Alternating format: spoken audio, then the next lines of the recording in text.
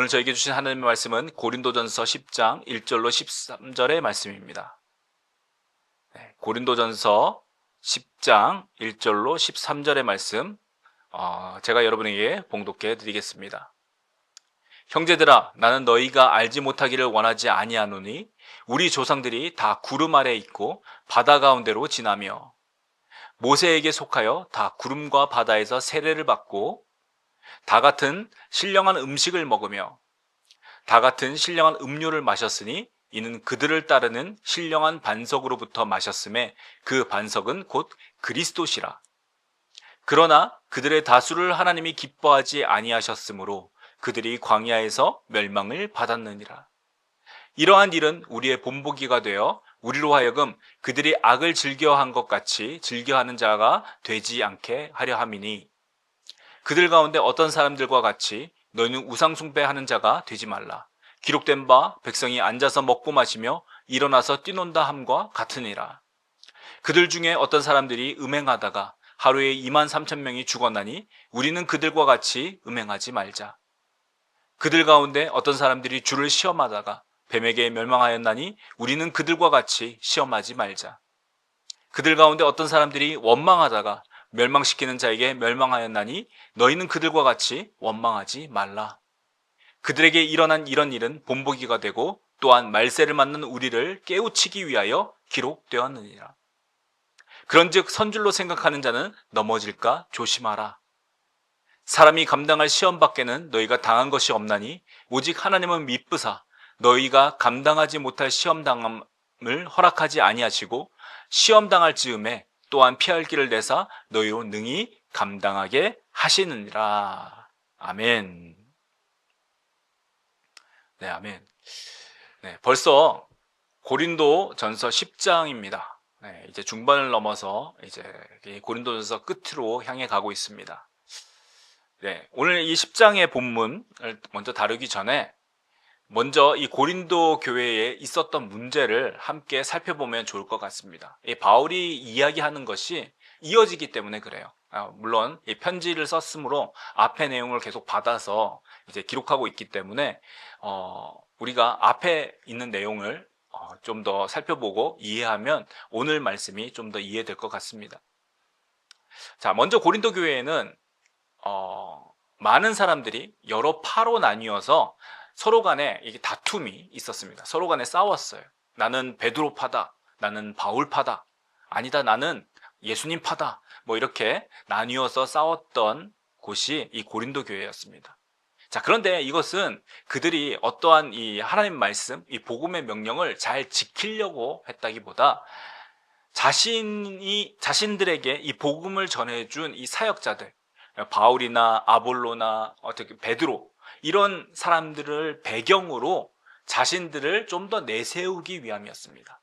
그러니까 자기를 자랑하기 위해서 나는 누구누구에게 배웠다, 나는 누구에게 직접 안수받았다, 나는 세례받았다, 나는 누구누구를 따른다, 나 누구랑 친한 사람이야, 이런 이야기를 하면서 서로 자신을 드러내기에 바빴던 교회가 이 고린도 교회였습니다. 또 이 고린도전서를 읽어보면 이 고린도 교회에 음행이 있었어요. 네, 그렇죠? 서로 간에 고발하여서 또 세상 법정까지 가는 일도 있었습니다. 그러니까 하나님의 교회가 세상으로부터 구별되거나 거룩하게 사는 어떤 그런 공동체가 아니라 세상과 똑같은, 아니 더 나빠지는, 나쁜 것들이 보이는 교회였다라는 것입니다. 그리고 이어서 오늘의 본문과도 연결되는 우상의 제물을 먹는 문제가 있었습니다. 자, 이 문제는 단지 어떤 특정한 음식을 먹어야 되냐 아니면 말아야 되냐, 먹어도 되느냐 안 되느냐라는 어떤 그런 허락되는 문제라기보다 이것을 통해서 상처를 받고 믿음이 흔들리는 사람들이 있었다는 게 실제적인 문제였습니다. 오늘날과는 달리 당시 고린도라는 지역, 그리스의 이 고린도라는 지역은 우상에게 제사를 드리는 것은 그들의 삶과 떨어질래야 떨어질 수 없는 밀접한 관계가 있었습니다. 고린도 지역에 신전이 있었고, 여러 군데 신전이 있었고, 여러분 그리스에 많은 신들이 있는 거 여러분 아시죠? 제우스를 비롯해서 수많은 신들이 있었습니다. 그 신들을 각기 섬기는 신전들이 있었고, 그리고 그 신전에서는 나름대로 그 신을 기쁘게 하기 위해서 그 신의 어떤 법을 따라서 제사를 드렸습니다. 그리고 이러한 제사를 드리고 그 신을 섬기는 것은 그 고린도 지역에 사는 사람들은 그들의 삶과 매우 관련이 깊었다라는 것이에요. 사람을 만나려면 신전으로 가야 했어요. 장사하는 것 등의 어떤 경제적인 활동도 신전과 매우 밀접한 관련이 있었습니다. 또 그들이 즐기는 어떤 엔터테인먼트, 2년마다 이스미안이라고 불리는 올림픽과도 같은 그런 경기들이 열렸다고 했죠. 그런 경기는 그냥 단순히 운동 경기를 하는 것이 아니라 그것은 어떤 신들을 섬기는 제사를 드리는 어떠한 경기로서 올려드렸어요. 그들이 운동 경기를 해서 이기는 것들, 그거 이전에 먼저 그들의 신들에게 제사를 드리고, 그리고 이 운동 경기에 참가하는 이런 것들, 어떤 즐기는 이러한 엔터테인먼트조차도 이 신을 섬기는, 또 신들에게 제사를 하는 이 우상 숭배와는 뭐 뗄래야 뗄 수 없는 그런 관계들이 있는 지역이 바로 이 고린도, 그리스가 있었던 이 고린도 지역이었습니다.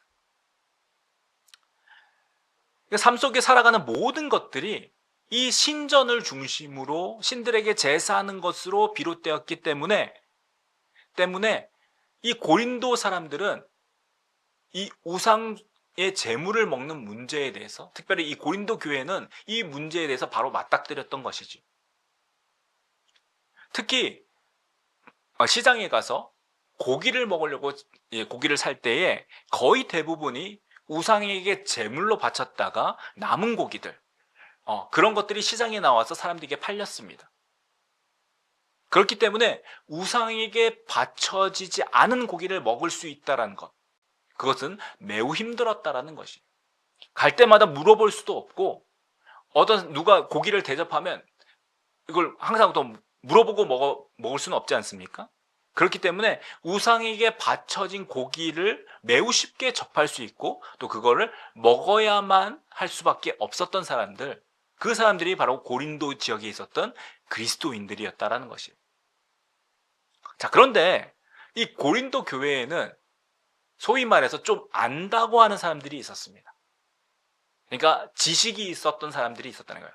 하나님을 알고 복음을 아는 이 지식이 있다고 하는 사람들이 있었습니다. 자, 이 사람들은 말씀을 알았어요. 그렇기 때문에 우상이 아무것도 아니라는 것을 알았던 사람입니다. 그러니까 신들의 모양으로 지어놨는데 저것은 나무로 만든 것, 혹은 철로 부어서 만든 것, 그렇죠? 어떤 돌을 깎아서 만든 것이라고 알았다라는 거예요. 그 우상에게 어떠한 능력도 힘도 없다라는 것을 알았던 사람들입니다. 그렇기 때문에 그 재물을 먹는 것도 아무것도 아니라는 것을 알았던 사람들이죠. 이 사람들은 하나님만이 계시다고 믿고, 하나님만이 오직 신들 중에 신, 하나님만이 유일하게 존재하시는 신이라고 믿고, 그 아들의 피로 구원받았으니까 무엇이든지 먹을 자유가 있다고 하는 사람들이었습니다. 이들이 주장하는 것은 모두가 옳았던 것이에요. 말씀에 기초해서 그리스의 그 수많은 신들은 다 헛것이고 가짜고 거짓된 것이다. 우리는 오직 하나님만을 섬긴다. 그렇기 때문에 그 우상에게 바쳐진 제물은 아무것도 아니다. 내가 그것을 먹는 것에 아무 거리낌이 없다. 그것은 나에게 아무 해를 주지 않는다. 어떻게 보면 옳은 말이었습니다. 자, 문제는 이러한 사람들의 행동 때문에 넘어지는 사람이 있었다라는 거예요. 바울의 편지에 보면 이런 사람들의 행동을 보고 따라하다가 넘어지는 사람들이 나옵니다. 바로 바울이 이야기에 믿음이 약한 사람들이죠. 이 사람들은 주변의 환경에 쉽게 휩쓸리는 믿음에 약한 사람들이었어요. 그러니까 자신의 신앙을 온전하게 지키지 못하고 신전에 갔더니 뭐 우상에게 절하고 막 그러니까 거기에 휩쓸려서 자기도 같이 우상에게 절하고 우상의 제물을 먹는 그런 사람들이 나오기 시작했다라는 것입니다.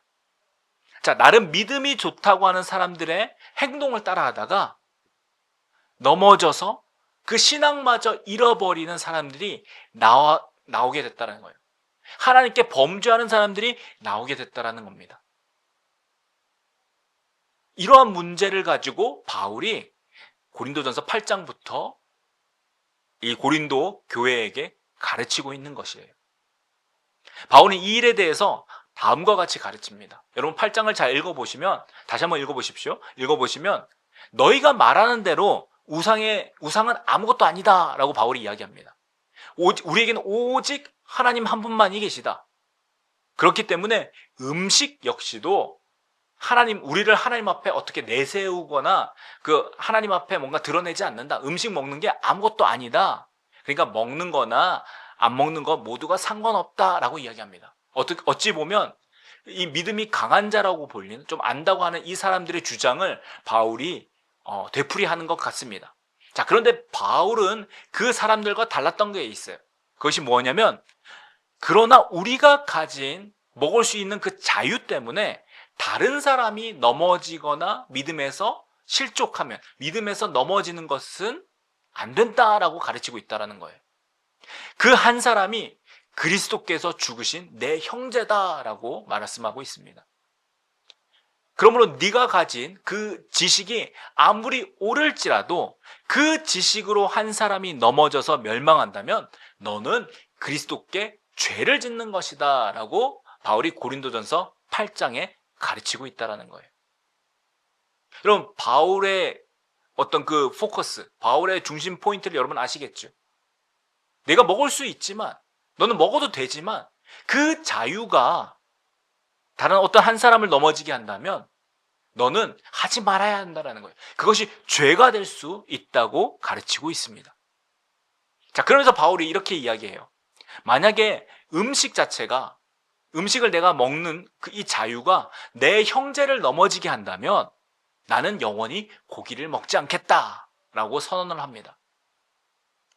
바울은요, 마음에 이 고기를 먹느냐 마느냐 이 문제보다 한 사람, 나 때문에 넘어질 수 있는 그 한 사람, 그 한 영혼을 보았던 것입니다.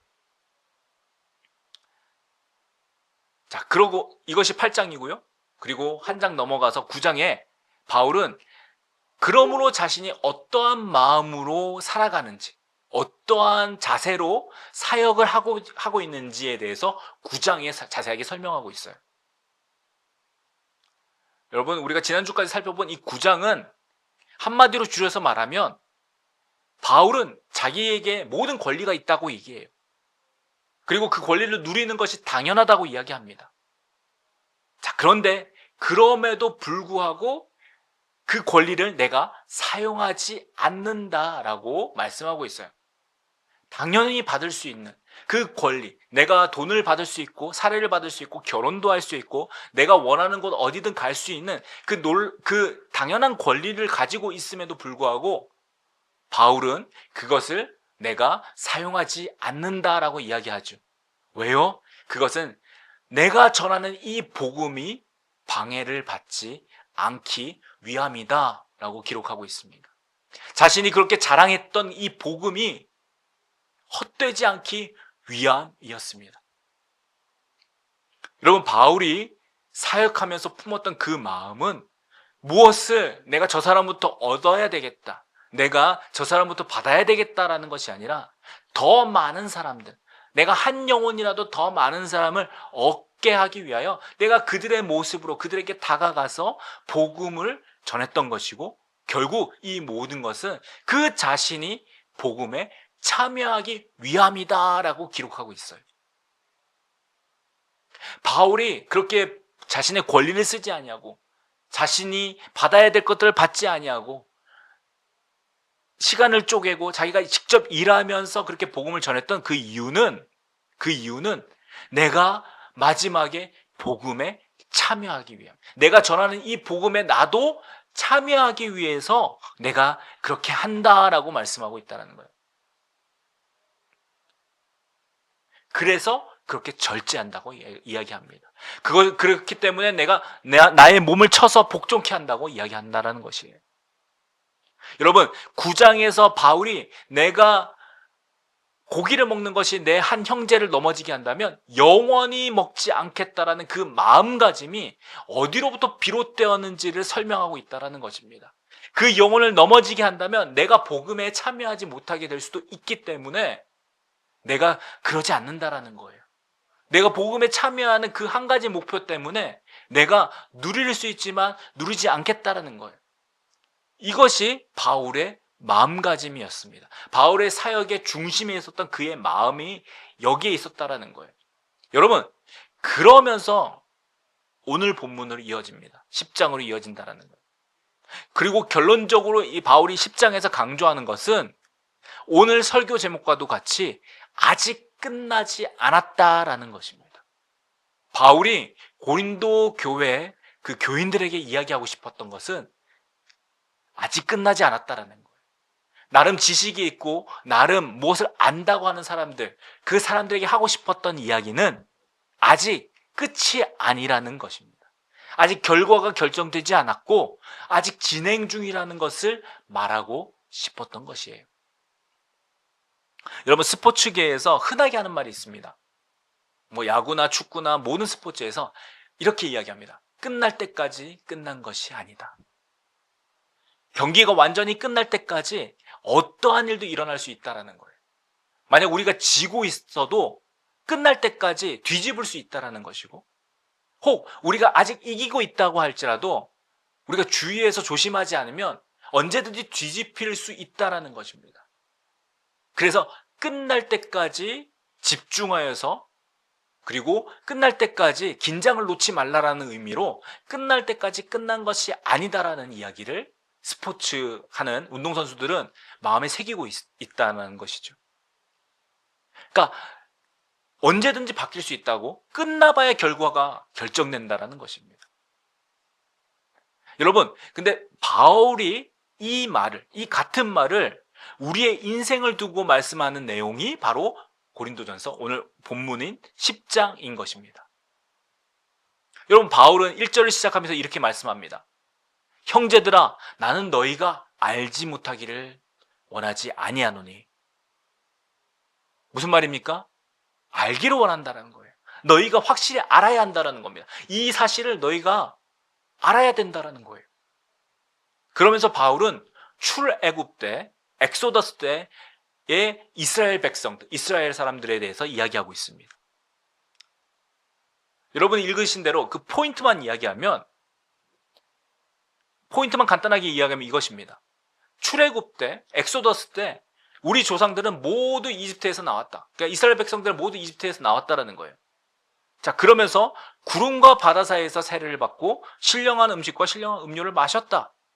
여러분, 이것은요, 세례와 성찬을 예표합니다. 당시 고린도 교회에서는 내가 세례를 받았고 성찬을 내가 매주 하고 있기 때문에 나는 구원받은 사람이다. 나의 구원은 떨어지지 않는다. 그러고 자기 마음대로 살았던 사람들이 있었다는 거예요. 자, 그런데 바울은 똑같이 출애굽 때의 이스라엘 백성을 예를 들어서 이야기한다는 거예요. 그 사람들 구름과 바다 속을 다니면서 세례를 받았고 신령한 음식과 신령한 음식을 마셨다. 음료를 마셨다. 무엇입니까? 만나를 먹고 메추라기를 먹고 하나님이 주시는 반석에서 올라오는 그 물을 마셨다라는 거예요. 자, 그런데 결론이 무엇입니까? 그들이 대부분이 광야에서 죽었다. 왜? 하나님께서 기뻐하시지 않으셨기 때문에. 왜 그들이 하나님의 기뻐하심을 못 받았는가? 하나님이 왜 그들을 광야에서 죽이셨는가? 바울은 이야기합니다. 그들이 우상숭배했기 때문에, 그들이 음행했기 때문에, 그들이 원망하고 불평했기 때문에, 그들이 주님을 시험했기 때문에 그들이 끝까지 가지 못하고 그 광야에서 죽었다라고 말씀하고 있습니다. 여러분, 이 말씀을 통해서 바울이 우리에게, 그리고 고린도 성도들에게 알기를 원하는 것이 무엇입니까?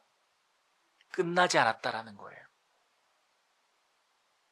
끝나지 않은 그 중간에 너희가 있다라는 것입니다.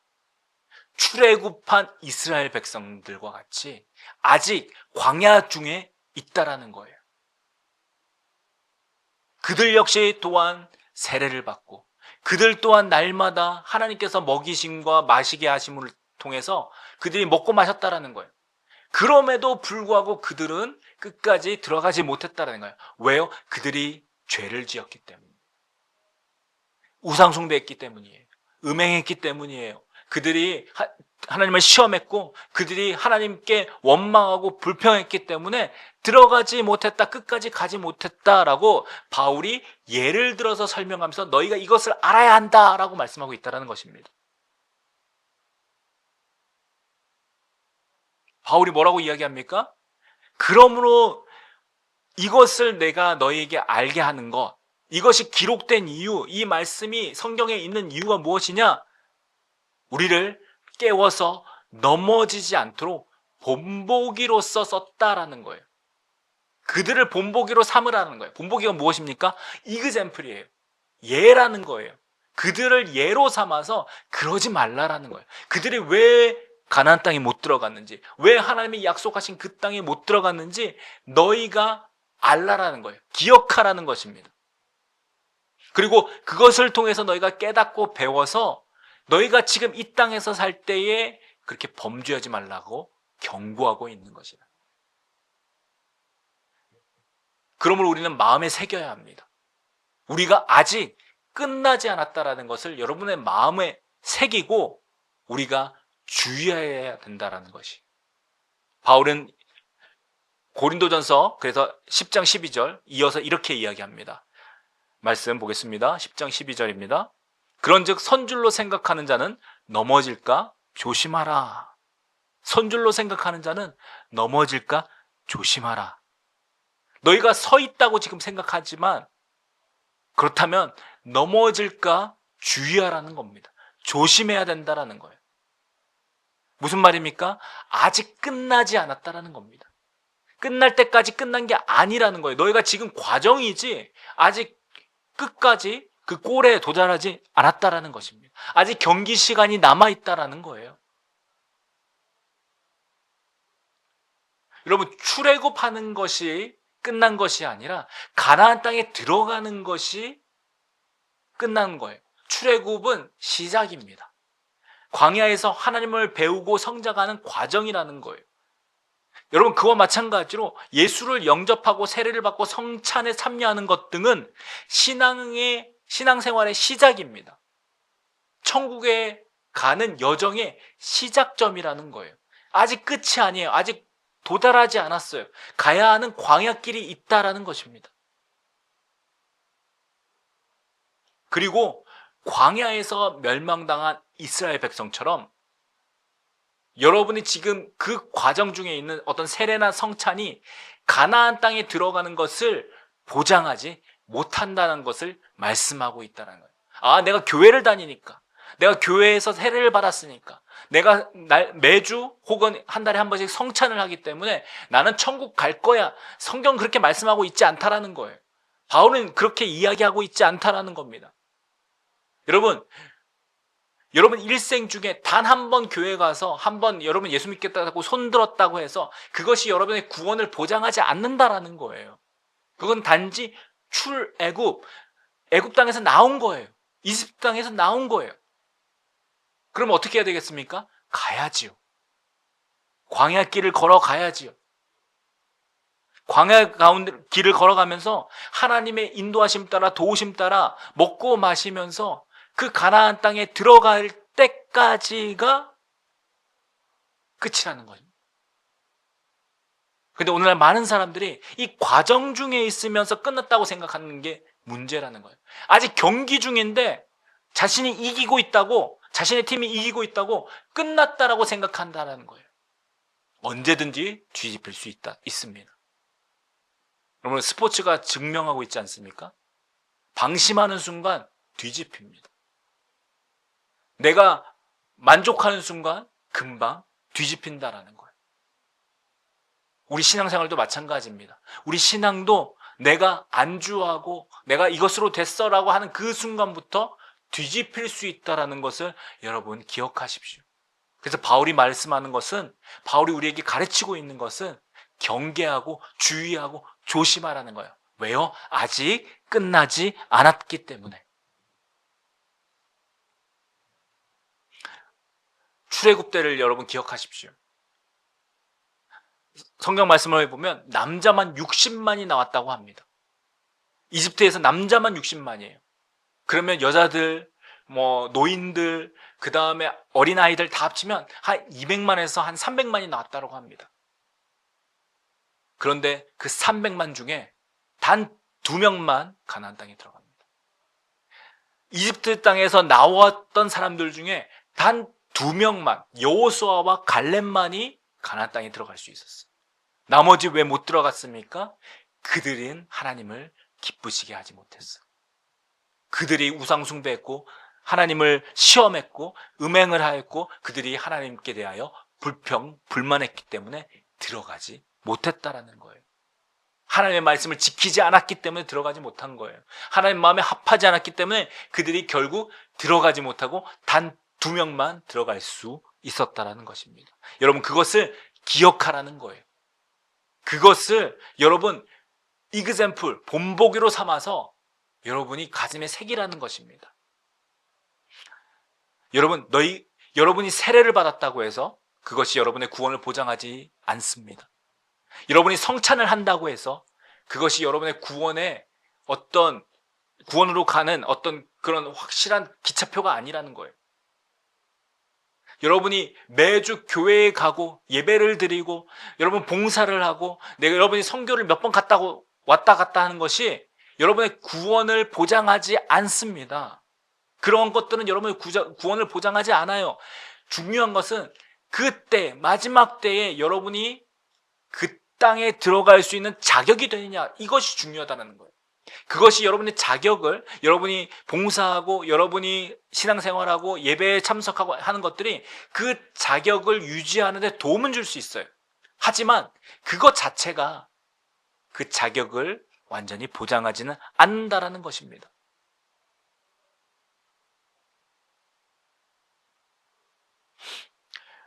바울이 말씀하는 것을 여러분이 기억하십시오. 너희도 광야에서 멸망할 수 있으니까, 이스라엘처럼 너희도 못 들어갈 수 있으니까 조심해야 된다. 너 자신을 돌아봐야 한다 라고 바울이 말씀하고 있다는 겁니다. 바울 자신이 그래서 자신의 권리를 다 쓰지 않았던 거예요. 내가 전한 이 복음이 헛되게 될까봐, 내가 이 복음에 참여해야 되겠는데 혹시 참여하지 못하게 될까봐, 내가 죄로서 그곳에서 떨어질까봐 자신의 권리를 다 쓰지 않았던 것입니다.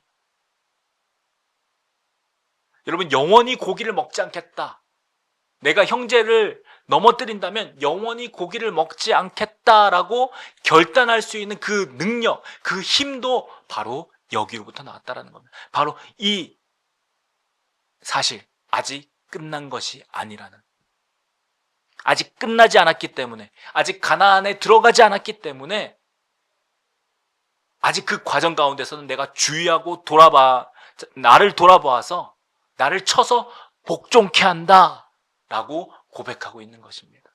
아직 달려갈 길이 남았기 때문에. 바울은 이 사실을 마음에 새기고 있었어요.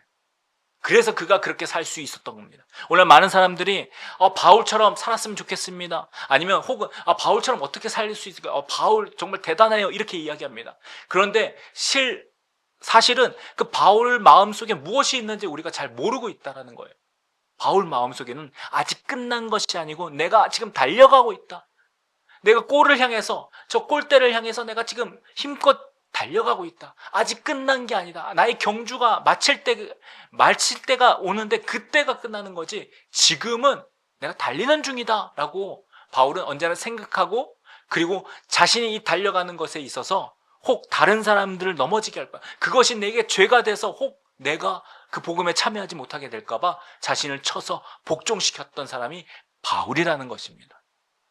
그리고 이것은 바울만 하는 것이 아니라, 바울이니까 할 수 있었던 것이 아니라 오늘날 이 땅을 살아가는 우리 모두에게도, 고린도 성도들뿐만 아니라 오늘 이 땅을 살아가는 우리 모두에게도 도전하고 그렇게 권면하는 바울의 목소리인 것을 여러분이 기억하셔야 한다는 거예요. 바울이 왜 그렇게 자신을 조심하고 자신의 육신을 쳐서 복종시켜가면서 자신의 권리를 다 누리지 않고 그렇게 살 수 있었던가, 아니면 살아야만 했던가? 우리는 그 바울 마음의 깊은 곳에 있었던 그 바울의 생각, 바울의 마음가짐을 알아야 된다는 것입니다. 바울은 그렇게 살았습니다. 바울은 자신의 예수 그리스도를 다메섹의 그리스도인들을 잡으러 가다가 만난 이후부터 바울은 자신의 삶을 그리스도께 드리고 하나님께 드리고 바울은 그렇게 살았던 거예요. 그 골을 향해서 그 주님을 만나는 그날까지, 자신의 그 마지막 때까지 열심을 다해서 살았던 사람이 바울입니다. 그리고 그가 그 끝에 이르렀을 때, 거의 그 끝에 이르렀을 때 바울이 고백하는 내용이 있어요. 그 고백하는 내용이 디모데후서에 있습니다. 우리 디모데후서 함께 보겠습니다. 디모데후서 4장 7절입니다. 나는 선한 싸움을 싸우고 나의 달려갈 길을 마치고 믿음을 지켰으니. 이 디모데후서는 바울이 쓴 편지 중에 가장 마지막, 나중에 쓴 편지입니다. 바울이 로마에서 사형 선고를 받고 죽기 직전에 썼다고 생각되는 편지입니다. 여기에서 바울은 고백합니다. 내가 지금까지 선한 싸움을 싸웠다. I have fought the good fight. 선한 싸움, 옳은 싸움을 싸웠다라는 거예요. 그리고 달려갈 길을 마치고 믿음을 지켰다. 그 길의 끝에서 내가 믿음을 지키고 여기까지 달려왔다라는 거예요. 바울이 싸웠던 이 선한 싸움이 무엇입니까? 이 달려갈 길을 마칠 때까지 믿음을 지켰던 것이 무엇입니까? 오늘 우리가 살펴본 것 같이 자신의 권리를 쓰지 아니하고 자신을 쳐서 복종시켰던 거예요. 그렇게 바울은 달려갔고 그 길의 끝까지, 그 길의 끝에서 자신은 믿음을 지켰다라고 고백하는 것이 디모데후서 4장 7절 말씀입니다. 자, 그러면서 바울은 다음과 같이 고백합니다. 그 길의 끝에서 자신이 그렇게 수고하면서 자신의 권리를 쓰지 않고 자신이 노력한, 그리고 자신이 수고한 그 결과에 대해서 이렇게 말씀하고 있습니다. 다음 절 8절입니다. 이제 후로는 나를 위하여 의의 면류관이 예비되었으므로 주 곧 의로우신 재판장이 그날에 내게 주실 것이며 내게만 아니라 주의 나타나심을 사모하는 모든 자에게도니라. 아멘.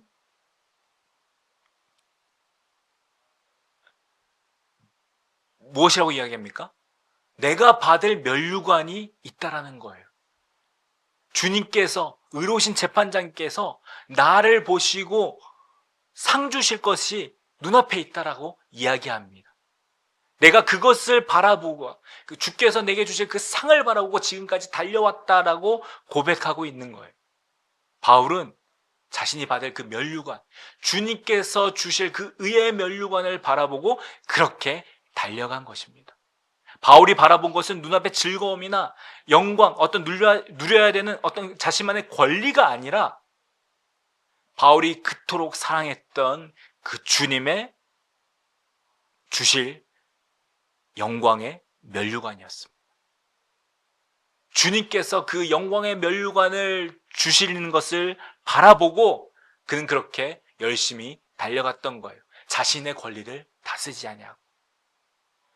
이것을 위해서 그는 자신을 쳐서 복종시켰습니다. 왜요? 넘어지지 않도록, 쓰러지지 않도록, 복음에 참여하지 못하게 되지 않도록 그는 자신을 쳐서 복종시켰던 겁니다. 왜요? 아직 끝나지 않았기 때문에. 사랑하는 여러분, 아직 끝난 게 아닙니다. 우리 신앙생활이 끝난 게 아니에요. 여러분, 교회에 나오는 게 구원의 끝이 아닙니다. 오늘날 많은 사람들 교회에 처음 나오면 그리고 뭐 어떤 영접 기도나 교회 등록하면 구원받았어요 이렇게 하고 끝납니다. 그리고 그 사람이 구원받았는지 별로 관심이 없어요. 아니, 그 골을 향해서 달려가는지 별로 관심이 없어요. 그냥 교회에 나오면 저 사람이 신앙생활 잘하겠거니 이렇게 이야기합니다. 그 사람이 믿음이 성장하는지 아니 믿음이 있는지 없는지조차도 모른다라는 거예요. 교회의 숫자는, 교회 사람의 숫자는 늘어갈지 모르지만 정말 구원받고 그 구원을 지켜가며 자신을 쳐서 복종시켜서 그날을 향해 달려가고 있는 사람은 얼마나 되는지 우리는 정말 심각하게 생각해 보아야 한다라는 것입니다.